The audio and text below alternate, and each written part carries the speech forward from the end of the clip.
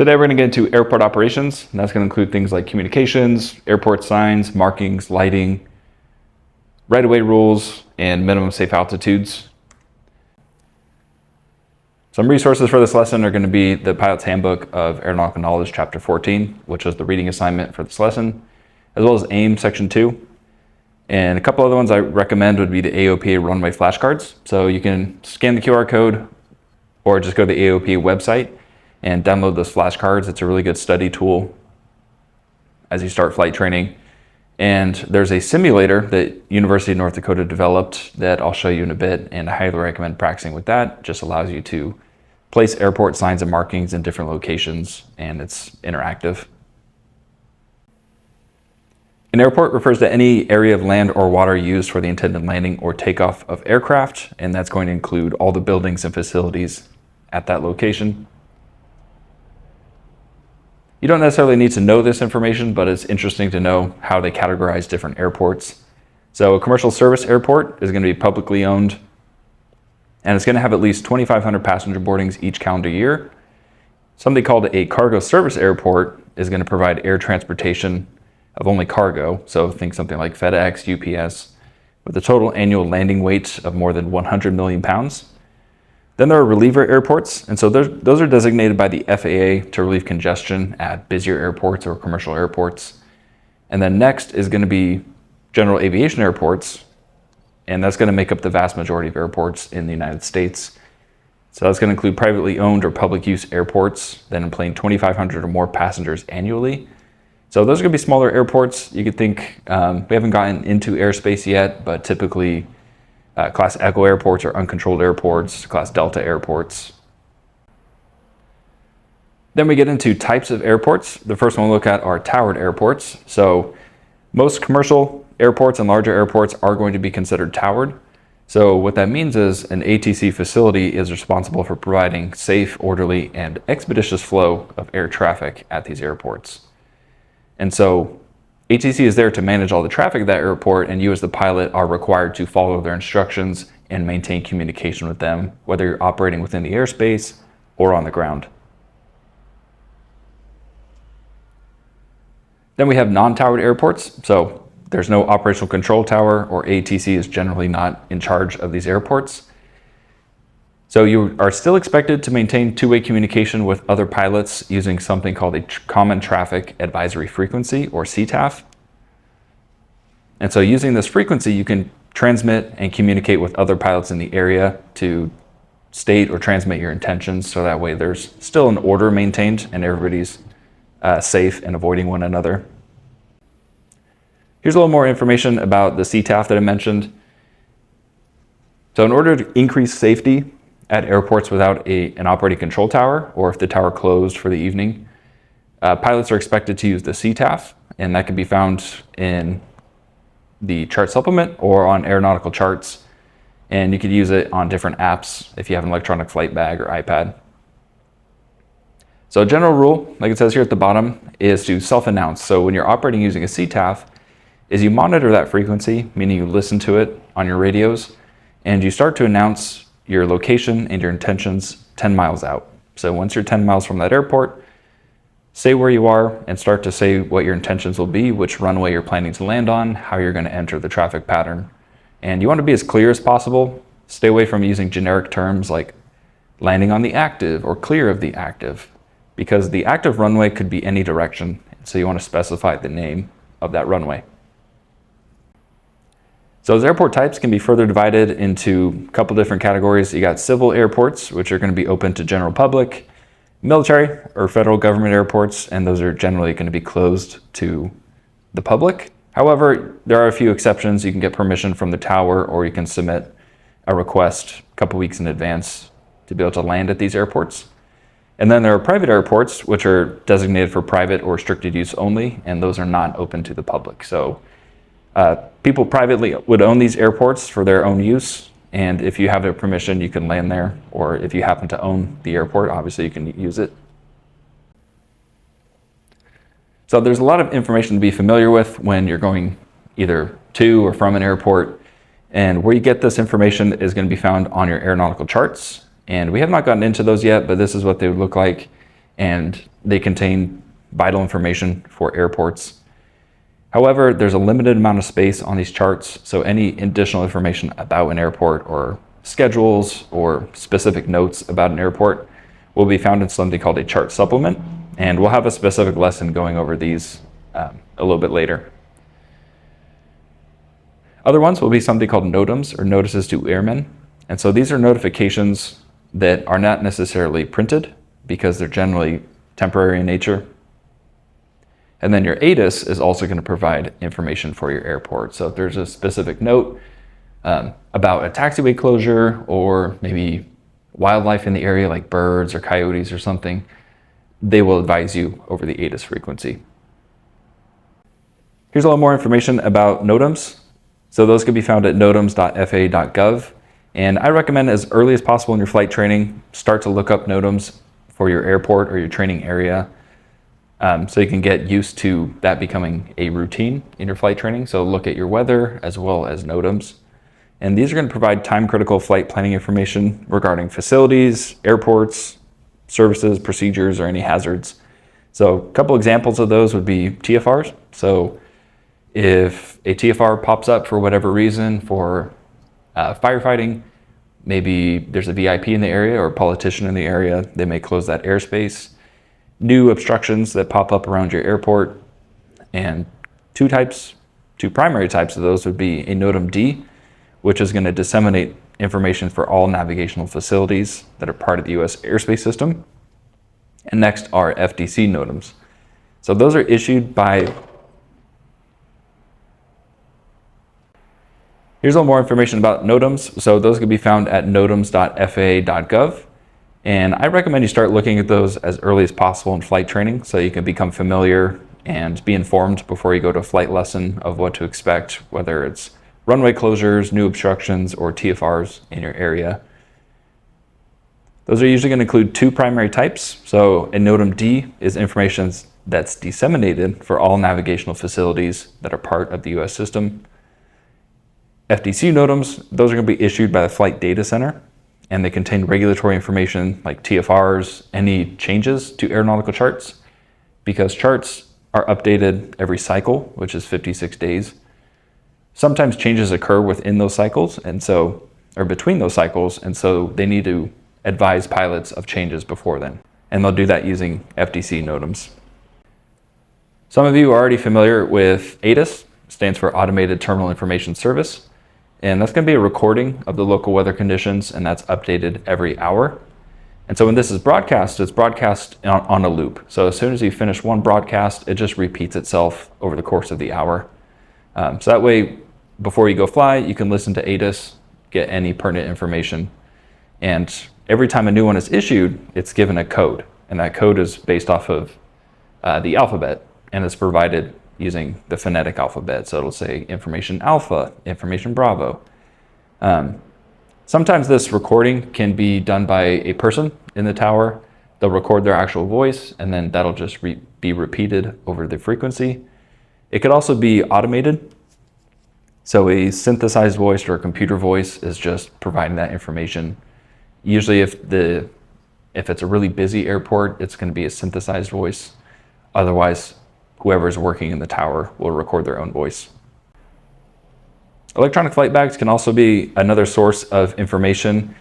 You want to understand where this information comes from, meaning if you look up weather on your electronic flight bag, or if you look at airport information, it's good to understand where that is coming from, what the source is. So that way, for whatever reason, if you lose your electronic flight bag, you can find that. Sometimes people rely a little bit too heavily on their electronic flight bag, and they don't know where to find information without it. So it's a really good tool. You can store charts, diagrams, flight information like performance charts, logbooks. Next, we're getting into airport markings and signs. So this is a really good overview. You'll see this quick reference guide on a few sources, a lot of times as a poster. But just starting here at the top, we'll just look at the different types. So signs that are in red are considered mandatory signs, meaning you have to comply with what that sign is telling you. Next, we have location signs. So those are going to be black signs with yellow markings. So easy way to remember that is black square, you're there. So If you're on a taxiway or a runway and you see a black sign with yellow markings on it, just know that you're currently on that taxiway or on that runway. Yellow signs are going to be location signs, so typically they will point you in the direction of a taxiway or a facility. A distance remaining sign would look like this, a black sign with white numbers on it. And next we'll get into markings. So the signs are going to be signs that are posted next to a taxiway or runway, whereas markings are actually going to be painted on the surface. So this is what a holding position sign would look like. This is going to show you the entrance to a runway from a taxiway. Something called an ILS critical area, and we'll talk a little bit more about that in a minute. Kind of just looks like a ladder that's painted on the ground. Taxiway holding position, movement area boundary, and then taxiway edges. So there could be a solid line at your taxi edge, or it could be dashed. So if it's a solid line, that means you're not intended to cross that. If it's dashed, generally it's paved on the other side and you can operate on the other side of that. Some basic information about runway layout. So runways are named based off of their orientation to magnetic direction. So that's what the number means that you'll see on a runway. So you'll see things like 20 left, 20 right, and that's referring to those runways face 200 degrees magnetic direction. And these runways are going to be based to optimize favorable winds or to minimize unfavorable ones. And these numbers are going to be rounded to the nearest 10 degrees based off of its current magnetic orientation. And usually it's going to be updated every 5 years as the magnetic drift occurs. Now we'll get a little bit deeper into some of the runway markings that you'll see. So looking at a normal runway threshold, the threshold is referring to this white line right here. This is just telling you when the runway actually starts. So you're not supposed to land or do anything before that point. And the bars right here refer to the width of the runway. So if you see 4 stripes or bars, the width of the runway is going to be 60 feet, 6 bars, 75 feet, 8 bars, 100 feet. So flying in a small aircraft or in a Cessna, not extremely important to you. So as you get experience flying at different airports, you'll be comfortable flying on a very narrow runway. So if you fly a larger aircraft, you may not be able to land on a runway that's 60 or 75 feet wide. So you see right here the numbers that we were talking about. And so those runway numbers are the direction of the approach direction, or the direction that you're landing. And that's the direction that the runway is facing. So in this case, this would be facing 120 degrees magnetic. So since there are normal thresholds, there are also abnormal ones. One of those would be a relocated runway threshold that you see right here. You can see the starting point of the runway with the white line on both of these diagrams. And then before that, you'll see these yellow arrows. So those yellow arrows are telling you that this threshold has been relocated. And so sometimes they can push a threshold or relocate it due to maintenance or a closure. They're closing part of that runway for some reason. So this area that you see right here that's painted with yellow is not available for use by aircraft for takeoff or landing. It's only available for taxi. So if we're looking at A right here, you would taxi onto this area, and even though it's still aligned with the runway, you cannot start your takeoff until you cross the threshold. So you'd have to be within this white boundary in order to start your takeoff. But you can start your taxi because obviously you have to get onto the runway. Then there's something called displaced thresholds. So the markings look similar, except now you have white arrows. So a displaced threshold, again, is pushing back a threshold just like a relocated one, but the intention is slightly different. So a relocated threshold usually happens because they don't want aircraft approaching very low. And so even though it's paved at the beginning part right here, in order to land on that portion, you have to approach pretty low. Whether it's due to obstacles or noise abatement, they want aircraft to approach higher and touch down further down the runway to avoid those areas.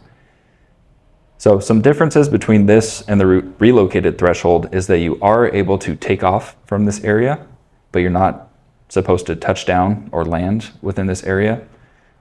But you are able to land from the opposite direction. So if you're landing from top to bottom, in the case of this picture, you can continue your rollout for landing and then taxi off the runway in this direction. You just can't land on this area or touchdown. You may have seen these before on runways. This is called a blast pad or stopway, which is what these yellow chevrons are. And so you're not supposed to do anything on this area. It's not meant to support an aircraft. And it's really just there to prevent damage caused by jet blast and prop wash. So it causes erosion and a lot of dust and things. Another one you'll see are called Engineered Materials Arresting Systems, or EMAS. So it'll look similar to a blast pad or stopway like you see right here, except this area is meant to crumble under the weight of an aircraft. So if an aircraft overruns the runway, that ground is going to break up. It's going to allow the aircraft to slow down and stop with minimal damage. Sometimes runway closures occur. Those could be permanent or temporary. And when that happens, they will place X's on the runway. And so those could be painted. They'll put a large X on the runway, so that way if you attempt to land on it, you can tell that it's closed. If it's permanent in nature, usually they'll break up the concrete, so that way you can't read the airport number anymore, or the runway number. So this is what those signs would look like, maybe a raised X, so that way you can see it at night. So good idea to always check your NOTAMs and ATIS. So if you intend to land on this runway and you don't check those beforehand and you go to land, you're going to be in for a surprise. You may have to divert because the runway's closed. We'll take a closer look at those airport signs. So we did a little bit of an introduction, but we'll look a little more detail about what those would look like. So this is a taxiway direction sign, referring to the yellow sign with black letters on it. And this is pointing you in the direction of taxiway Charlie. Those could be co-located with multiple taxiway directions. And so it'll tell you Echo is straight ahead or continues, Alpha is to the right, and then Charlie would be to the left. A direction sign, so this is for a runway exit specifically. So if you just land on a runway, you would see this sign on the side of the exit, and it would tell you what taxiway that is. Taxiway location sign, so like I said before, it'd be a black square with yellow markings on it. So black square, you're there. And that could be a taxiway. There's also going to be one for a runway location sign. Sometimes they can get confusing, so sometimes it'll have alphanumeric identifiers, meaning it'll say Bravo 1, Bravo 2. So at more complicated airports, it can get a little confusing as you get into a single letter with, Bravo 1, Bravo 2, Bravo 3. So situational awareness becomes even more vital. Then we have a runway holding position sign at the takeoff end. So in this case, you would be on taxiway Alpha, and you'd be entering runway 21. And here's the holding position marking. So you would see this one raised up next to the entrance to the runway. And then on the ground, you would see this. So the taxi side is on the top here, and the runway side is on the bottom. The way to tell that is you can see the markings on the ground prior to the entrance, and you always enter from the solid side. So you have two solid yellow lines right here and two dashed yellow lines. So in order to cross the solid side, you need clearance. Tower will tell you you are either cleared for takeoff, or they will instruct you to line up and wait on that specific runway. So until you hear that, you cannot cross. If you do cross, you will get in trouble, so please don't do it.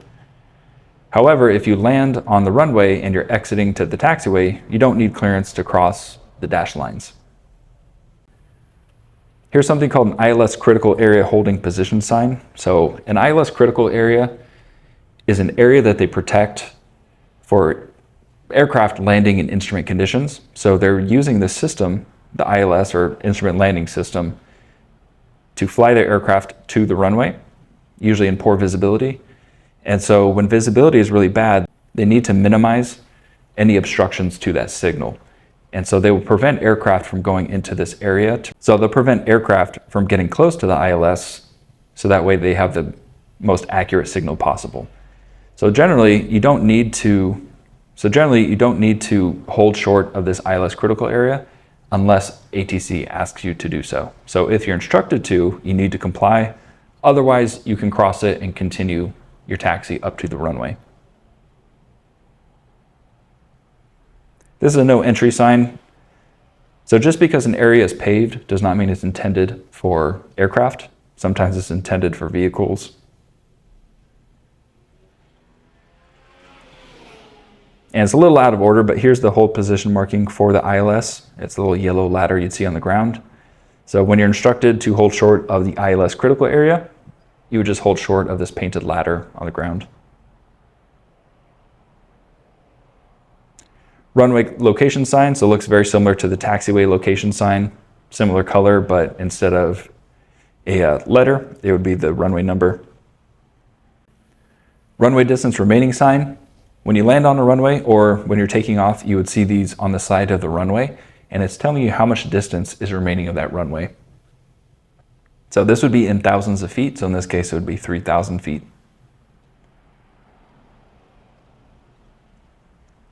Enhanced taxiway center lines, so as you enter a runway or exit a runway, you'll see these enhanced taxiway center line markings.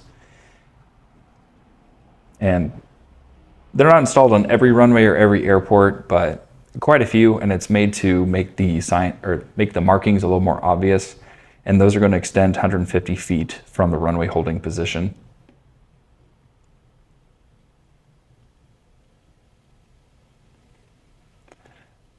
Now we're going to do airport lighting. So there's a couple different types of lighting. It's going to cover airport beacon, and there's going to be a few different types of airport beacons that we'll look at. Approach light systems, which we're not going to emphasize too much. That's a little more important for instrument flight. Runway edge lighting, in-runway lighting, pilot-controlled lighting, taxiways. Airport beacon, so when an airport is operating from dusk till dawn, it's going to have a beacon. A civil airport is going to have an alternating white and green light like this. So it's going to flash white, green, and it'll continue. So that way you can see the airport from a distance. If it's a water airport, it's the same concept, except now it's going to be white and yellow. If it's a heliport, it's going to go white, yellow, green, and alternate in that order. And if it's a military airport, it's white, green. So this is a pretty common written test question, and you want to be able to identify what type of airport it is, so you don't, obviously try to land on water or at a military airport. So even if it's not necessarily nighttime, if the ceiling is less than 1,000 feet or ground visibility is less than 3 statute miles, then airports will generally turn on their airport beacons. So you as a pilot also have a way of controlling lighting sometimes. So if a control tower is closed, or if you're operating an airport without a control tower, you can turn on the airport lighting, which is going to be the runway lighting and taxiways, by clicking your microphone. So it's kind of cool. You can click your microphone like you would for talking on the radio, but you can operate between lowest intensity doing 3 clicks, medium intensity with 5 clicks, and high intensity with 7. So you can always change it too. If the lights aren't bright enough, you can go from initially doing 3 clicks, then you can do 7, and it'll turn up the brightness. And these are usually set on a timer that's going to last about 15 minutes. So if you're practicing traffic pattern at night at one of these airports, every 15 minutes you're going to have to click your microphone again. A couple approach lights that we'll look at. First one is VASI, that stands for Visual Approach Slope Indicator. And these are going to be the most common visual glide path system in use. And they could either be a 2-bar, like you see right here, and it could also include a 3-bar system. So what this system does is it changes colors depending on your height and reference to a glide path to the runway. So looking at the bottom right here, on glide path would be in this position right here, which is usually about 3 degrees of a glide path or descent to the runway. The nearest bars should be white, and the far bars are going to be red, and this tells you that you're on glide path. If you start to get too low, the nearest bars will start to turn red, and if you start to get too high, the far bars will start to turn white. So you can use this color system as a visual indicator of, oh, am I too high, am I too low for the runway? So easy way to remember this, red over white, you're all right. So that's the desired glide path for that runway. white over white, you'll fly all night. So that means that you're too high, you're going to continue flying because you're not going to land at that rate. And then lastly, red over red, you're not doing so well. So if you have red over red, you're going to land short of the runway. A slightly different system, but is a very similar concept, is the PAPI, which is Precision Approach Path Indicator. And so that uses the same light system that the VASIs, except it's installed in a single row, which you can see down here. So instead of having a 2 or 3 bar system, you just have a single row of lights. So on glide path would be white on the left, red on the right. And as you start to get too low, those lights would gradually start to turn red. You'd get 3 red, then 4 red. As you start to get too high, it would go 3 white, then 4 white. So ideally, you always want to be at or above the glide path. If you're too low, then you need to make corrections immediately. And this 3 degrees is just a standard. That could change airport to airport. Sometimes they may want you to descend at a steeper rate, and so that may go up to 3.5 or 4 degrees if necessary. Some other types of lighting, runway edge lights. So along the edge of the runway, you'll see these white lights right here. And at an airport that does not have instrument approaches, all the lights are going to be white. If it does have an instrument approach, then usually the last half or last 2,000 feet, whichever's less, are going to be yellow, followed by red. Taxiway edge lights are going to be blue. So if you're coming into land and you say, wow, this runway has blue lights, that's cool, that's unique, please don't land. That's a taxiway. Next, we'll look at wind direction indicators. So it's going to be a good visual representation of current wind conditions, so wind direction as well as speed.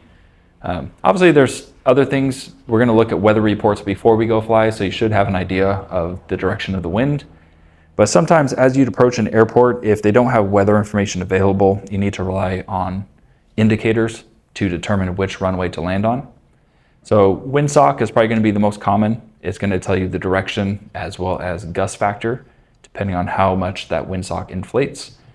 So if the windsock isn't moving and is completely deflated, wind is calm, and as it completely fills up, like you see in this picture right here, this airplane has a crosswind and is probably above 15 knots of wind. Some other ones which we'll look at is a tetrahedron and a wind T.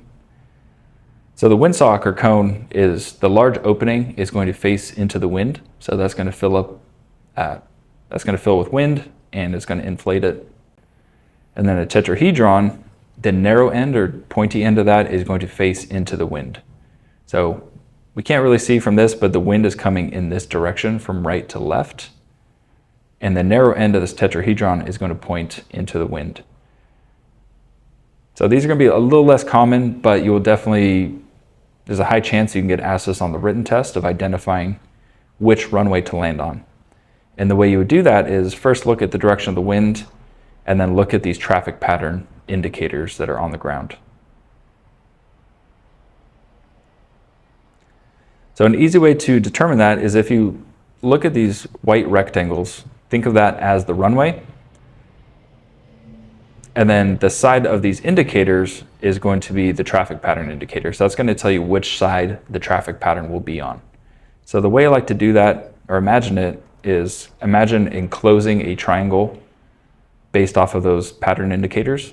So if we look at the red line right here, or red line right here, that's what the traffic pattern would look like for that runway. So if we're looking at the top one, you would have to fly your aircraft right here on the downwind, do a right turn to land on this runway. And so that would be right pattern for this runway. And if you're landing on this bottom one, you would have to do left turns or left pattern to land on that runway. So a question will generally ask you which direction and which runway should you land based off the wind conditions. So let's take a look at a question. So we'll look at figure 49. Select the proper traffic pattern and runway for landing.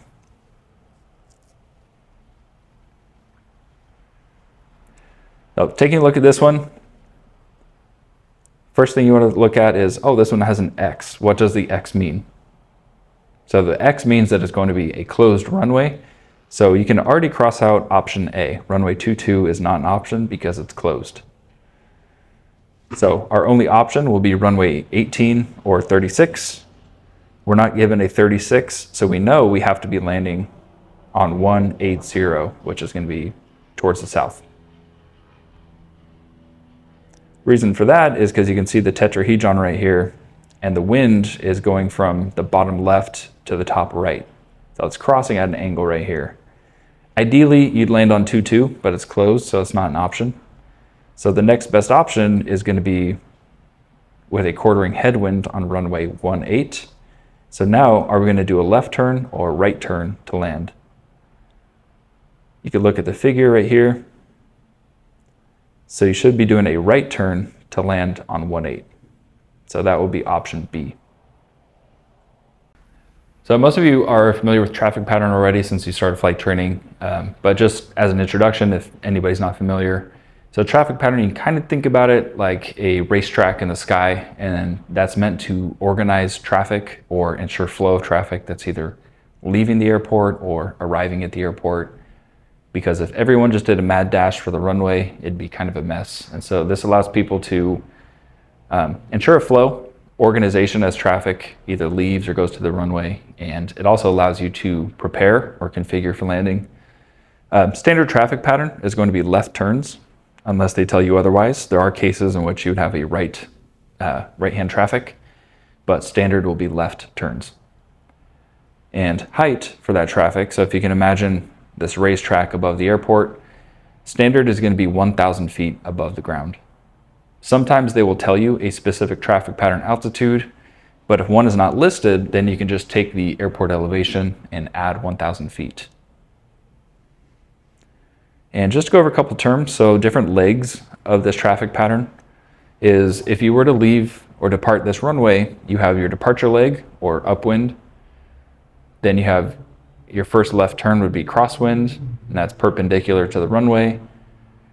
Your downwind, which is parallel to the runway in the opposite direction. Your base turn, which is perpendicular again, and then final aligns you with the runway.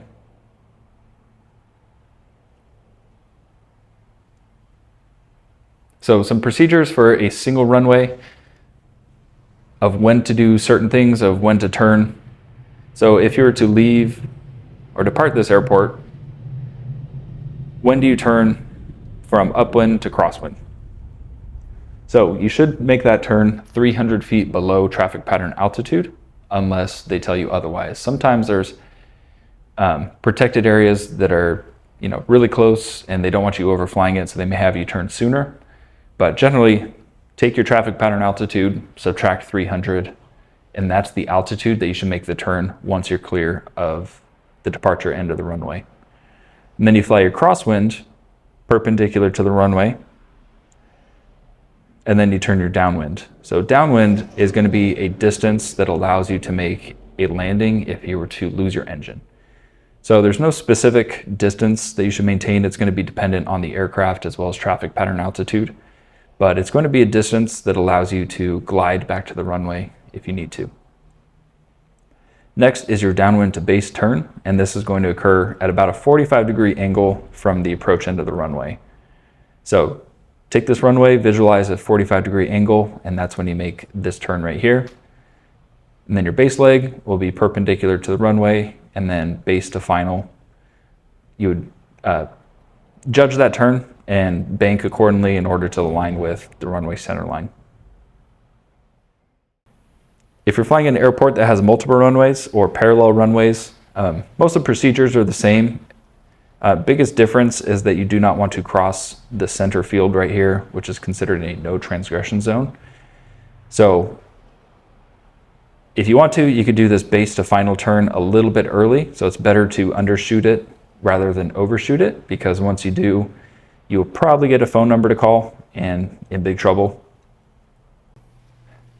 So traffic pattern procedures at non-towered airports are going to be the same. However, if you're approaching the airport from the opposite side to the traffic pattern, there are certain things you want to do in order to enter safely, in order to avoid other traffic. The preferred way is going to be in the first figure right here. So you'd cross over the airport 500 feet above traffic pattern altitude, like it says there, and then you'll extend a couple miles, 2 miles out, descend to traffic pattern altitude, and then do a right turn and enter the traffic pattern, or enter the downwind at a 45-degree angle. This allows you to descend to traffic pattern altitude, cross over safely, and see traffic. The other way is, if traffic is not a factor, is going to be cross at traffic pattern altitude and then do a left turn into the downwind. At towered airports, if you're crossing from the opposite side, they'll generally instruct you. They may have you do what's demonstrated in this first figure, or what they generally do here is have you do cross over 500 feet above and then do a descending turn into the traffic pattern. Next, we'll get into collision avoidance. This is considered right-of-way rules, and that's going to be 91.113. So this is another one of the regulations that you need to be familiar with. So just like there are right-of-way rules for driving a car, we also have that for aircraft. So this is a lot of text. We're just going to go through all this and dissect it a little bit. So starting with the first line, it says that vigilance shall be maintained by each person operating an aircraft so as to see and avoid other aircraft. So immediately that puts all the responsibility on the pilot. Whether you're using fancy equipment in your aircraft that tells you of other traffic, or if you're using flight following and ATC is there to help you, the responsibility still falls on you as the pilot. So no matter what technology or what assistance that you're getting, it's still up to you to see and avoid another aircraft.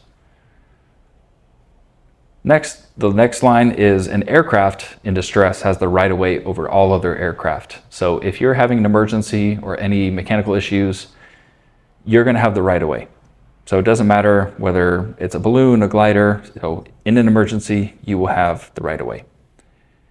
Then we have converging aircraft. So that means coming together, but not necessarily head on. The aircraft to the other's right has the right of way. And so that is what you see right here on the top right. So these aircraft are converging. So the aircraft to the other's right, which is this one right here, has the right of way. So that's considering the same category. Now, if you have aircraft that are different category, so first one is a balloon. So let's say you're in your airplane and you're flying close to a balloon. Who has the right of way?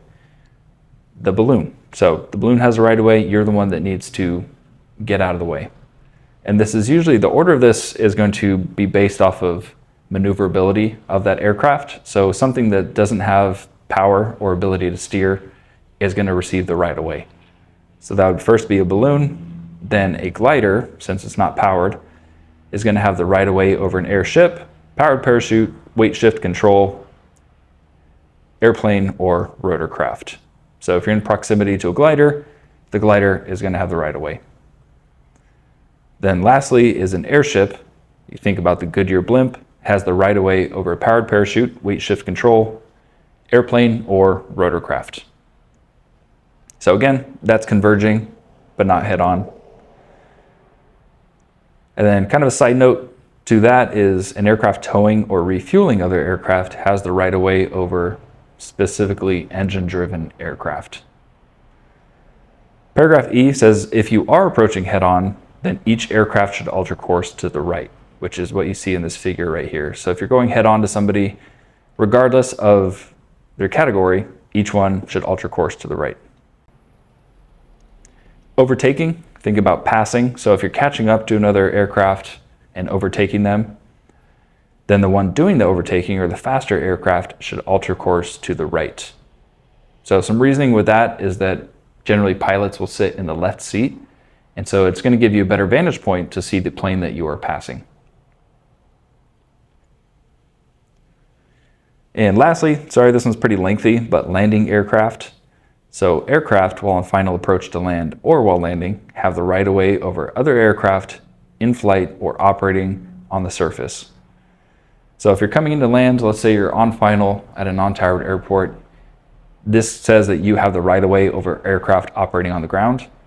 But also, they have to add this. Do not take advantage of this rule to force other aircraft off the runway, which has just landed, or is attempting to make way for other craft on final approach. And then when 2 or more aircraft are approaching an airport for the purpose of landing, the aircraft at the lower altitude has the right of way, but don't take advantage of this rule to cut in front of other aircraft, which is on final to land, or overtake that aircraft. So be courteous. They have to add that because obviously people try to take advantage of these rules. So a question you could see on the written test, and we'll start off with kind of an easier one. Which aircraft has the right of way over all other aircraft? Hopefully this one's fairly easy. It should be an aircraft in distress. And this one's going to be a little more challenging. An airplane and an airship are converging. If the airship is left of the airplane's position, which aircraft has the right of way?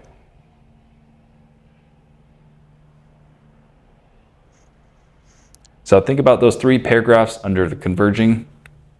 It's going to start off with a balloon, then it's going to get into glider, and then lastly airship.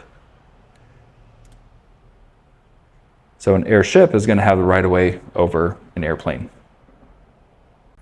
So the next regulation we'll look at is 91.119, and that covers minimum safe altitudes. So this is one of the considerations that you need to think about when deciding what altitude to fly, and that's going to be over busy areas, congested or non-congested areas. The first paragraph says, except when necessary for takeoff or landing, no person may operate an aircraft below the following altitudes. So that already takes care of that, because sometimes people think, well, I can't maintain that altitude if I'm landing or taking off. So unless you're doing that, you are allowed to break this rule. Paragraph A says, anywhere an altitude allowing if a power unit fails an emergency landing without undue hazard to persons or property on the surface. So what that means is, if you were to lose your engine, you should have picked an altitude that allows you to glide to a place that is safe to land, where you're not going to hurt any property or people. Paragraph B, over a congested area, so you're not allowed to fly less than 1,000 feet above the highest obstacle within a 2,000-foot radius. So this isn't saying 1,000 feet above the ground, it's saying 1,000 feet above the highest obstacle within that area. So some areas may have different rules based off of noise abatement, but this is just kind of a minimum rule that you should comply with.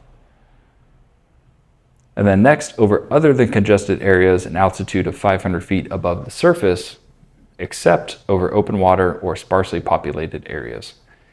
In those cases, the aircraft may not be operated closer than 500 feet to any person, vessel, vehicle, or structure. So if you're out flying over the water, you can fly as close as you need to that water if you're still complying with this first paragraph here anytime. You're not allowed to fly within 500 feet of a person, vessel, vehicle, so you can't fly within 500 feet of somebody that's, out on the water in their boat, whatever. And if you're flying in an area that's not populated, you can't fly closer than 500 feet above the surface. And we'll skip over the last 3 because these are going to be off of helicopters, powered parachutes, and weight shift control. So a question you could get for that says, except when necessary for takeoff or landing, what is the minimum safe altitude for a pilot to operate over congested areas? And that will be answer C, an altitude of 1,000 feet above the highest obstacle within horizontal radius of 200 feet to your aircraft.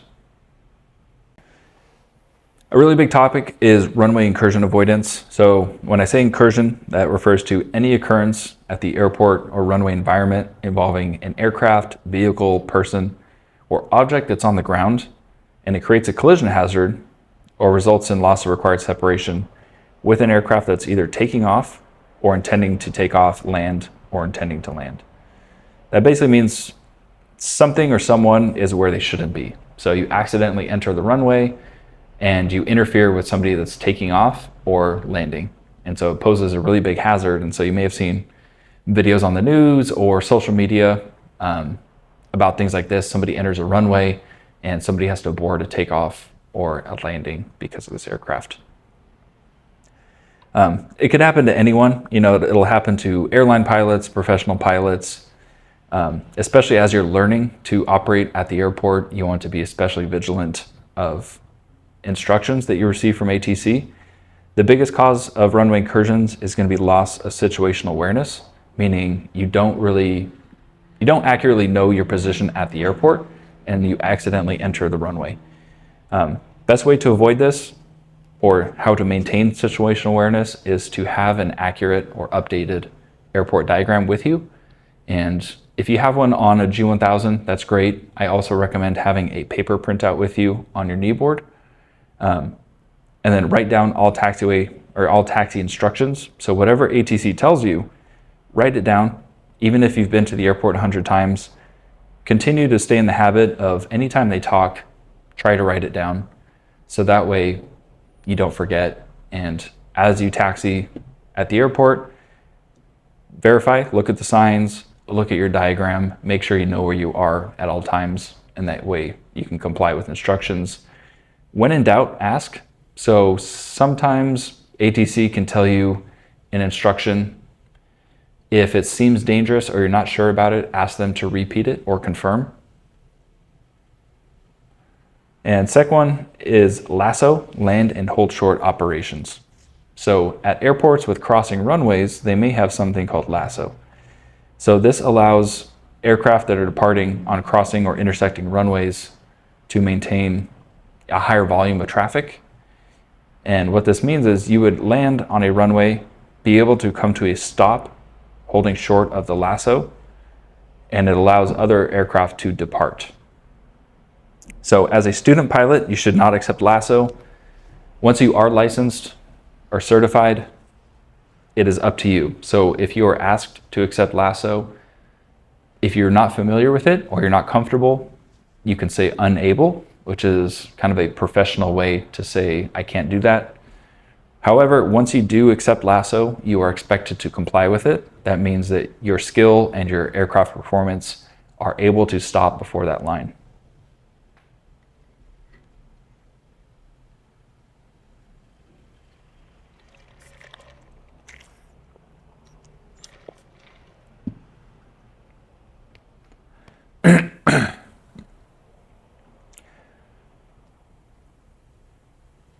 Next, we'll get into a little bit more of the communication side. We'll start off by talking about transponders. So you may have heard of that. A transponder is a device that provides your position. This device requires something called an interrogation signal, meaning whoever is trying to find your location needs a signal from ground radar. Next one is ADS-B. That stands for Automatic Dependent Surveillance Broadcast, and works similar to transponder in that it provides your position. However, this one does rely on GPS position, and it does not rely on an interrogation signal to provide your location. Closer look at ADS-B. So using the GPS system, your aircraft can transmit your position to satellites, to other aircraft that may have a receiver, as well as to ground stations. There's two forms of it. You could have ADS-B out, meaning your position is being transmitted to receivers, and you could have ADS-B in, which means that you receive other aircraft's position to your aircraft. There's different transponder modes. So you could have mode A, which displays a 4-digit code like you see up here. Mode C is able to transmit your altitude. So airspace that requires a transponder is going to require at least mode C in order to report your altitude. And then mode S is kind of a step above that. So it enables transponder exchange with ATC, and it provides your position, direction, velocity, and vertical trend every second. So you'll have the transponder itself right here with the display on it that allows you to put in a squawk code, as well as an antenna that's usually going to be under the belly of the plane. Some modern ones, this antenna will actually be built into the white position light on your tail. And then transponder codes, here are some universal ones that you'll need to memorize. So VFR is 1200. So anytime you're asked to squawk VFR, you will put 1200 into your transponder. Sometimes there's going to be a button right here that says VFR. You can just press that and it'll automatically put 1200. Some emergency ones, 7500 refers to a hijacking. 7600 refers to lost comms. So if you lose your radios, you need to transmit that you've lost those, and you would squawk 7600. 7700 is an emergency. So if you lost your engines, you could put 7700.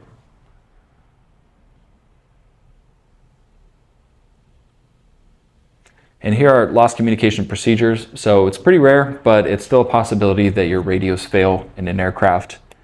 And that could be either due to, the radio itself fails, or if you lost electrical power, eventually the battery runs out and you no longer have access to your radios. So the first step when this happens, assuming it's just a radio failure, is troubleshoot. So it sounds kind of simple. People immediately jump to, overthinking a little bit, but first make sure that your headset is plugged in to the radio. Check volumes, make sure you're on the correct frequency. A lot of times people think their radio's failed when the volume just got turned down for some reason. If you have determined that the radio has failed, squawk 7600, and then you want to remain outside airspace until you can determine it's safe to enter. So continue to transmit your intentions. What that means is keep talking. So cue the mic, keep talking on the radio, say your intentions. Just because you can't hear somebody on your end doesn't mean that they can't hear you on the other end. Enter the traffic pattern while maintaining visual contact with the control tower. So the reason why you want to look to control tower is once they've figured out that you've lost your radios, is they will transmit light gun signals. So look at the tower and you'll see a light in the window that's going to display one of these colors, and you will need to memorize these. It's going to come up on the written test, checkride. If you happen to train at a school that does stage checks, it's very common to go over these during the first stage check. So a steady green would mean that you are clear to land if we're looking at an aircraft in flight. Flashing green, return for landing. Steady red, give way to other aircraft, so you continue circling. Flashing red, airport's not safe, don't land. White does not apply to you, that's going to apply to aircraft on the ground. Alternating red and green, exercise extreme caution. So if you're on the ground and you're looking to the tower for light gun signals, solid green would mean you're cleared for takeoff. Flashing green, clear for taxi. Steady red, stop. Flashing red, taxi clear of the runway in use. Flashing white is return to your starting point on the airport. And then alternating red and green is going to be exercise extreme caution. So here is a question you could get. ATC transponder was tested and inspected March 15th, 2022. The test is due on. And this question kind of refers back to maintenance and inspections that we talked about pretty early on.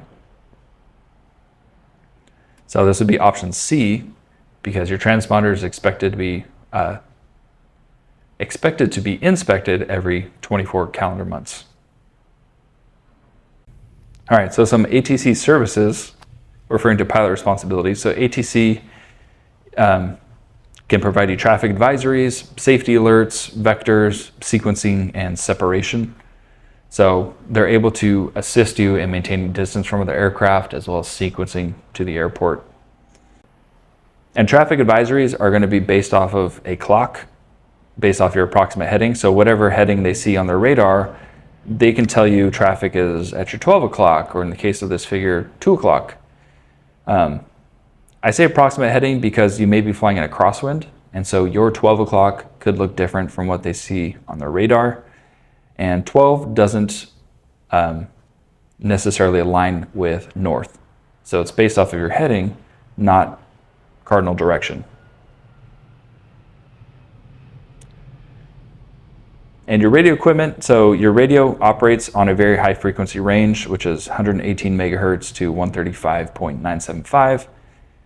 Don't necessarily need to memorize that, but just be advised that radio transmissions are line of sight, meaning if you're very low or behind, a mountain range or something, your radio may not reach as far as it would at higher altitudes. So using proper radio procedures, we'll look at a couple important phrases, but it's almost like learning a new language in aviation. Even if you're a native speaker, it's, kind of a culture shock going into aviation.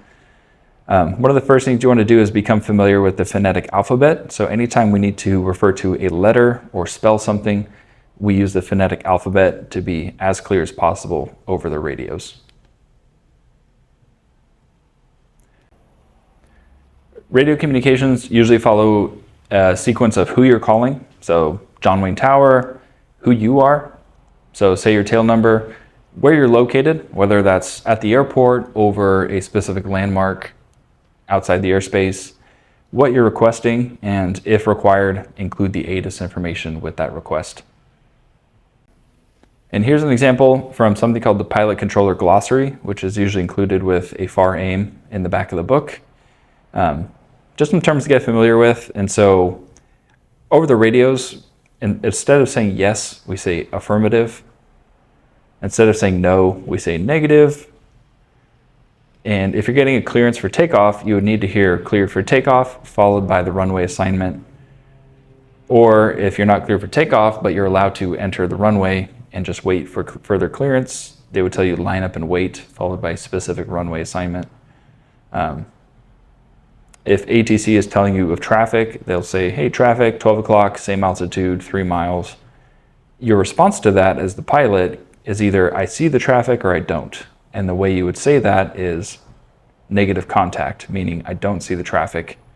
Or you could say traffic in sight, which is to tell them that you do have the traffic in sight, and at that point, you should maintain visual separation. It's a little intimidating talking on the radio sometimes. You can use plain language in order to clarify a message. If you don't understand something, you can always ask them, can you repeat, followed by your tail number. You could say again.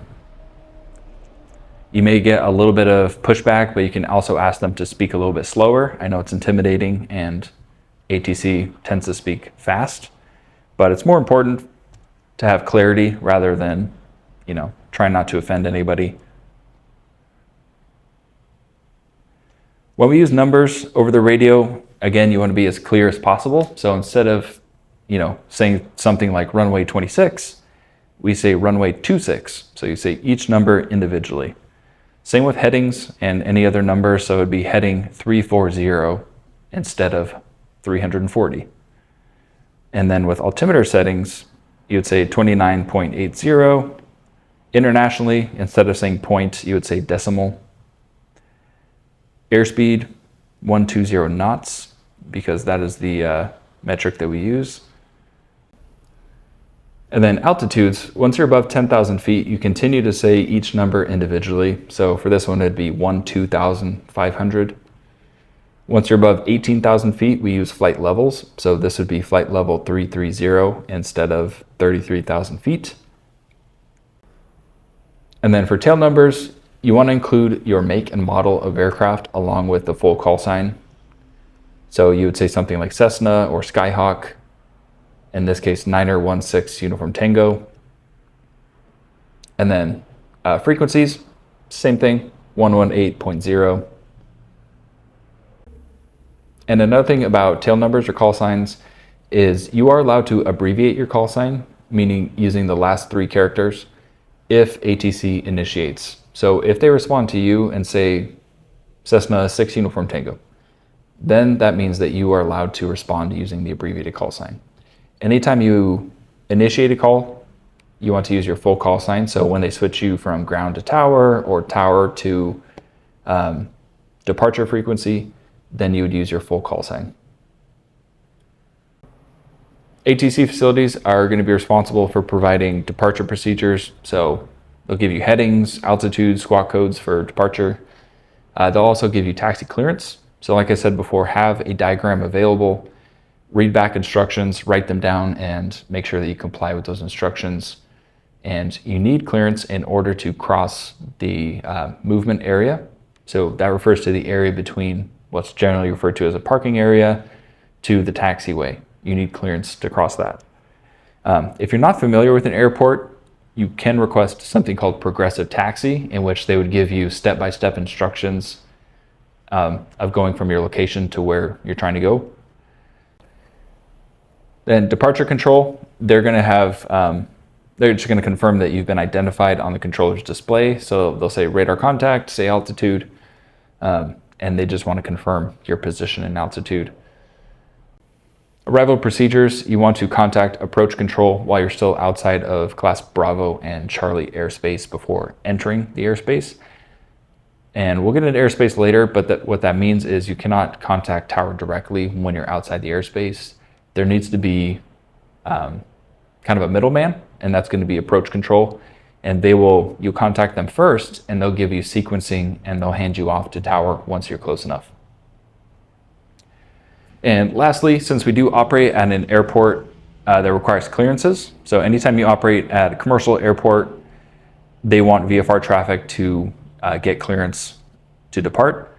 And so you want to make sure you write down that clearance, refer to your airport diagram, whether that's printed or digital, and read back all assignments, whether that's taxiways, routes, hold short instructions.